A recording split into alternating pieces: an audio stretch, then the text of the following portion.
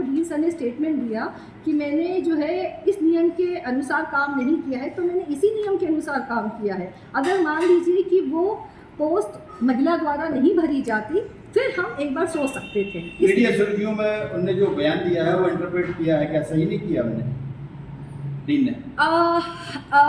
देखिए, जो इन्होंने ये बयान दिया है ना, इन्होंने जो नियम बताया है, इनका नियम ये है, जो मैं आपको थोड़ा सा पढ़ के बताती हूँ। इनका स्टेटमेंट ये है कि नियमानुसार डॉक्टर आर एस वर्मा ने बताया है कि नियमानुसार अनारक्षित महिला के स्थान पर इसी वर्ग के पुरुष उम्मीदवार की भर्ती की जा सकती है। इसका मतलब मैं इंटरप्रेट कर पाई वो ये है कि अगर अनरिजर्व का पद है, जिसके मतलब जो कि फीमेल के लिए रिजर्व्ड है, अगर उसमें मेल फीमेल दोनों अप्लाई करते हैं तो जो है मेल को जो है वो चयन किया जाए जी। तो और दूसरा इन्होंने ये कहा है कि कोर्ट में केस हो गया है, इसलिए झूठे आरोप लगा रही है प्रोफेसर। देखिए, सबसे पहले तो मैंने आप लोगों को बता दिया है ना कि मैंने नियम अनुसार काम किया है, ठीक है। महिला उम्मीदवार थी, वो उस पोस्ट के लिए एलिजिबल थी, तो हमने उनको एलिजिबल कर दिया। अब जब वो पोस्ट ही खाली नहीं रह गई तो male candidate doctor Piyush Jain को हम किस आधार पर अधिकारियों से मिली आप, कुछ आश्वासन मिला, क्या मिला? देखिए, सबसे बड़ी बात ये है कि मेरा काम है उनके सामने अपनी बात रखना, है ना। सो मैंने अपनी बात पुटअप करी, वो अधिकारी हैं। पीएस लेवल पर गए थे आप? जी हाँ, मैं बिल्कुल पीएस लेवल पे गई थी। तो पुलिस में शिकायत की थी आपने, उसके बाद फिर आपने पुनः प्रयास किया वहाँ संपर्क करने का पुलिस विभाग में? हाँ जी, किया तो था, लेकिन उन्होंने कोई रिप्लाई नहीं दिया। उन्होंने मुझे कहा था कि आप निश्चिंत रहिए मैम, आपकी बेटी की जिम्मेदारी हमारी है। तो सबसे बड़ी बात है, बेटी तो दूर, कभी पलट कर भी फ़ोन नहीं आया, और जब मैंने फ़ोन लगाया तो भी किसी ने कॉल बैक करके पूछा। गोपालगंज पुलिस में आपके बयान हुए थे, उसके बाद क्या हुआ था? गोपालगंज पुलिस में जब मेरे बयान हुए थे, उसके बाद मैं अपनी बेटी को लेकर यहाँ वहाँ घूम रही हूँ। अभी भी वैसे ही हूँ जैसे पहले थी।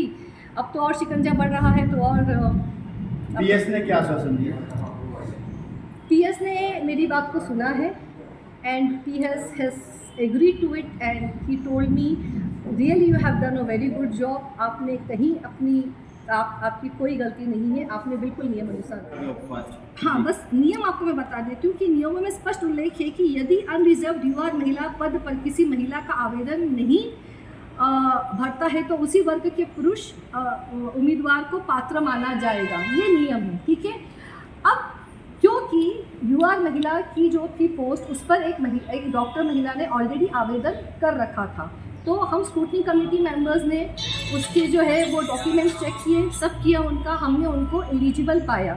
अब जब वो पोस्ट खाली ही नहीं थी तो मैं male candidate doctor Piyush Jain का उसमें चयन कैसे कर सकती थी, मैं उनको पात्र कैसे कर सकती। मैंने अपनी बात उनके सामने रखी, मैंने उनसे ये कहा, सर बात ये नहीं थी कि मैं गलत, या सबसे बड़ी बात तो ये थी कि मैं सही थी, है ना, मैंने सही काम किया था।